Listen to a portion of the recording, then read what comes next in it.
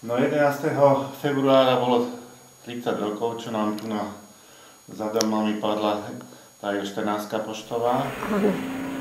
Dokumentujeme, čo sa vlastne vtedy stalo a pani Zimová bola jedna z tých, ktorá bola s pilotom. Oni ho prvého nejakým spôsobom ošetrovali, tak by som vás potom poprosil, keby ste nám mohli povedať, ako to prebiehalo u vás. No tak, jak došli, teda muž išiel mňa zavolať, že sa stala nehoda, že išiel teda, že on spadol to letadlo.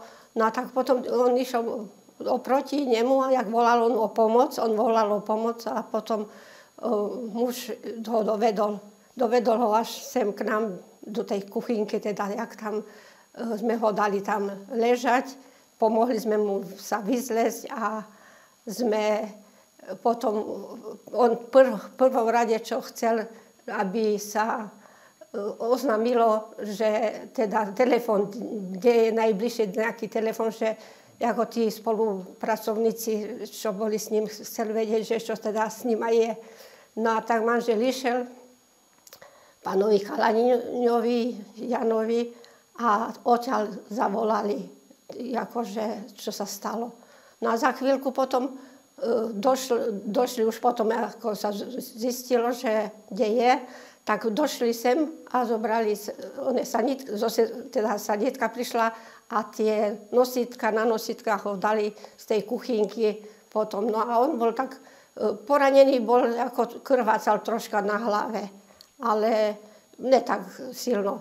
Tak ja som potom zakurila, tam sme mali šporák, zakurila som a dali sme čaj uvariť, že ako pre neho, bolo aj zima, bola aj vyzimený, aj taký šokovaný.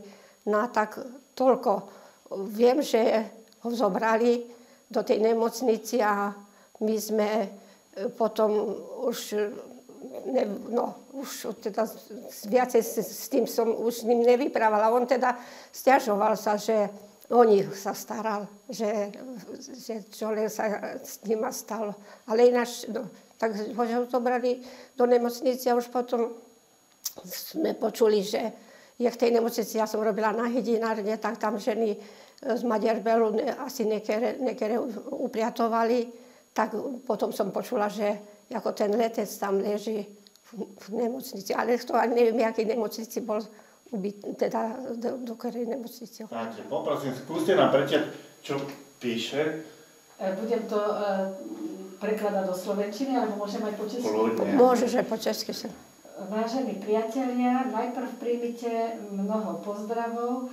Chcel by som vám týmto poďakovať za obetavú pomoc, ktorú ste mi poskytli pri leteckej nehode 10.2.1977 v noci u vášho bydliska.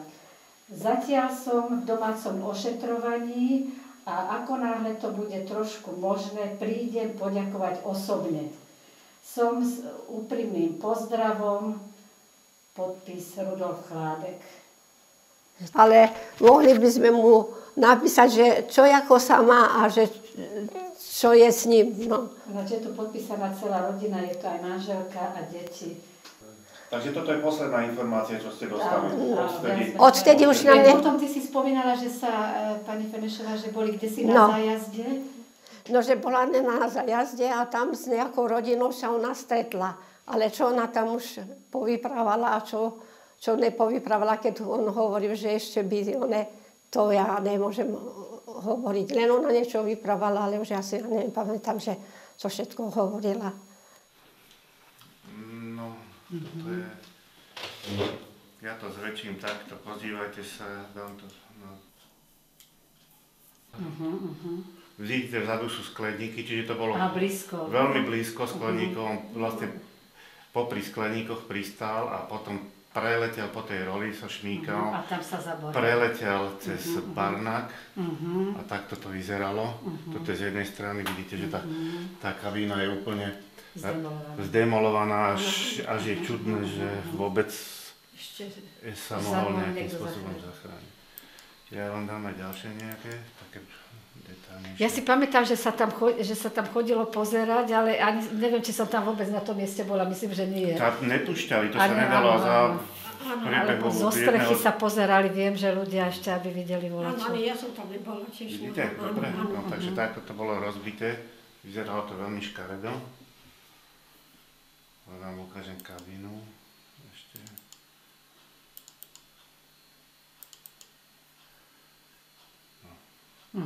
Naozaj, to spredu je to naozaj úplne. Takže, no tak tí dvaja naozaj teda... Takto vyzerala kabína, keď sa pozriete. To je hrozné. Takže tu sa fakt dá čudovať, že vôbec ten človek prežil. No však to teda ozaj. Lebo to bolo, pozrite sa, keď vidíte, že tá kabína vpredu vlastne neexistuje. To si neviem vysvetliť, ako mohol vôbec prežiť. Alebo čo tam. Možno aj preto tí, ktorí to videli, tak hovorili, že sa doplazil, že nemohol, lebo všeobecne je také rozšírené po Ivanke, že pilot sa doplazil k vám. Ja si taká, že táto ho počula, že on išiel potom na druhú stranu, lebo bol zamknutý ten bar, tak ja tak viem. Tak možno, že zo začiatku... Tak bol zablatený, no Zablatený ťažko bol, vedieť, no. že či sa tam on nejakým spôsobom teda plázil, alebo čo. No tak však to vidíte, to bolo ale strašne myslím, rozmočené. že táto ho zobral, že tak, že ho previedol, to znamená, že išiel po tých vlastných nohách. No áno, tak.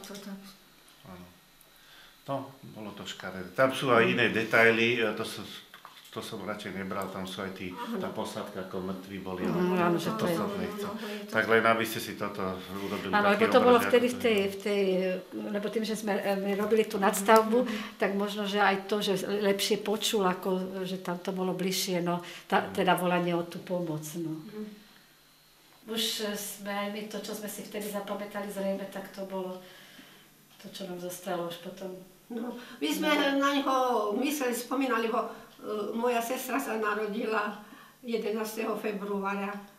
Tak ako sme mali také vždy, že narodeniny a tak pri tom, koľko razy sme jeho si spomínali, teda takto, že nám prichádzalo vždy na rozum, že vtedy sa to tak stalo, že tá nehoda.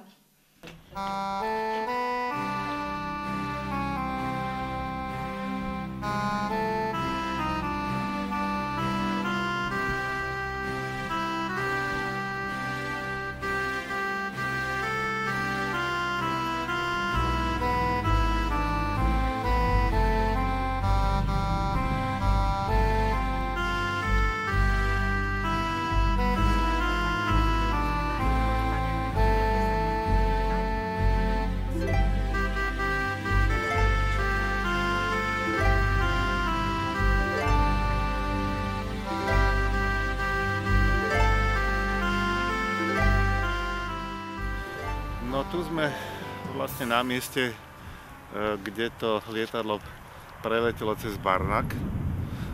Keď sa pozrieme na trasu, ktorou letelo, vidíme napravo je Hakl, naľavo je ihrisko. Čiže v tom koridore medzi Haklom a ihriskom naletel tu do Topolov vo výške asi 8 až 9 metrov. Tu v predĺžení, ako vidíme, tie elektrické dráty. No, tu zachytil o zem, mal vysunutý podvozok podľa správy vyšetrovacej. On letel trošku v náklone, to znamená, že najprv zachytil pravou podvozkovou nohou, potom dosadol ľavou, hlavnou podvozkovou nohou a prednou. Predná sa mu utrhla, hlavné nohy sa mu sklopili, a začal sa po bruchu šmýkať a tuto sa mu začal trhať trup. Predtým narazil ešte do drátov elektrického vedenia, to roztrhol smerovým kormidlom. Na dĺžke 250 metrov sa šmýkal túto po roli, potom prešiel sem. Tu nám boli stromy, pomedzi stromy, keď letel, tak tu si urval vonkajšie časti krídla a zastavil sa tu za Barnakom v tejto časti a natočený doľava, tu spomínali aj pani Fenešová a pani Zimová, že bol natočený smerom na Bon. No podľa správy tu zčesal Topolí, ono aj na fotografii je to pekne vidno, lebo tam sú aj snímky brané z hlavnej cesty od ihriska, dá sa povedať. Česal topoly v tej výške, ako som hovoril, 8-9 metrov. Asi 30 metrov od tých topolov už zachytil zem tým podvozkom a potom už to išlo raz na raz. Tu boli kusy plechu, na fotografiách to je veľmi pekne vidno. A tu niekde v Barnaku, možno takých 30-50 metrov v tejto strane, je ešte celé výškové kormidlo.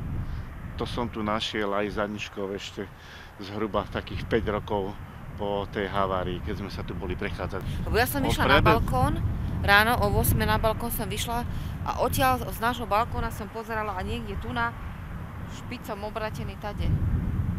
Rozsypané množstvo papierov kadejakých, alebo čo to tam bolo, balíky nejaké po tráve, nie po tráve, po tej oračine. No, tuto je miesto, kde preletel cez Barnak, tu je to pekne vidno. A zastal možno 20 metrov tu v roli. Natočený kabínou k domom, ktoré tam vtedy boli, to vlastne Zimovci a Fenešovci. Tam tých domov veľa nebolo. A to pani Fenešová spomínala, že bol tam natočený. No a odtiaľ to ten pilot, alebo nevieme odkiaľ, nevieme kde vyletel z toho lietadla, tak potom musel prejsť to po roli smerom k Zimovcom. To sme pozerali, to vyzerá na takých 300-400 metrov. Šéf vyšetrovacej komisie teraz tvrdil jednu vec, ale vtedy on samozrejme nevyšetroval, lebo bol študentom. A hovoril jedno, že bolo dosť zlé počasie, čo je teda aj pravda, a že bola nejaká inverzia, teplý prúd mal prísť a tuto sa zdvihla hmla. Že aspoň pilot tak vypovedal, že nevidel dobre. Mne sa to nezdá, lebo ja som bol v tej vzdialenosti okolo 300 metrov a som videl kabínu normálne osvetlenú, takže tá hmla tam asi nebola. Neviem, či to pilot sa takýmto spôsobom obhajoval, alebo čo, ťažko povedať. Neviem sa k tomu vyjadriť. On tvrdil jedno. Oni komunikovali spolu s väžou, že či vidí. My to samozrejme budeme nejakým spôsobom konzultovať, čo je v tom vyšetrovacom spise. On nahlásil, že má vizuálny kontakt, nie s dráhou, ale tuto boli nejaké nahlázacie svetla a na základe toho povedal, že vidí, dostal pokyn na pristátie. A bol veľmi nízko. Aj vo vyšetrovacom spise sa píše, že má zle nastavený výškov, čo potvrdila aj pani Fenešová, aj on zrejme hneď po havárii. No, tu sa nachádzame na mieste, kde som zhruba bol v ten večer, keď to lietadlo padlo. Ja som išiel na opúšťak z Vojenčiny, pretože bolo zlé počasie, tak meškalo, čo sa dalo. Vlak nám prišiel okolo polnoci do Bratislavy, ja som išiel od Plzne. No tam som pomeškal už všetky spoje do Ivánku, tak som išiel stopom. Tu ma vyhodil pri odbočke do Ivánky poľský kamión. No a odtiaľto som išiel pešo a keď som bol tu na úrovni Štrkovky, alebo Dunajka, Bagrovky, jak to voláme, tak som počul, že letí nejaké lietadlo, ale podľa zvuku letelo mimo pristávacieho koridoru, ako som bol naučený. No a za chvíľu som videl aj vysvietenú kabinu a bolo to tu na úrovni ihriska, vlastne za ihriskom.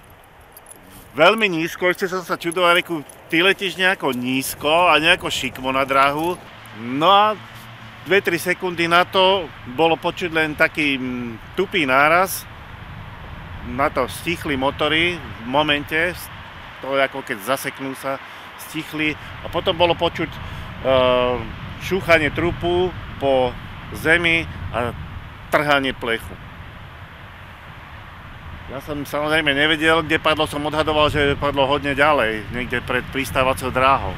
Telefón neboli, tak som spoliehal na to, pretože bol spojený s väžou, takže záchranná skupina chvíľu vyjde. No a na druhý deň, keď bola dedina plná vojakov a policajtov a sme sa sem boli pozrieť, tak som videl, že vlastne to padlo asi 250 až 300 metrov odtiaľto od Bagrovky. Takže nie je to dvakrát príjemný pocit, keď človek vidí, že sa niečo deje a predpokladá, že sú tam nejakí ľudia.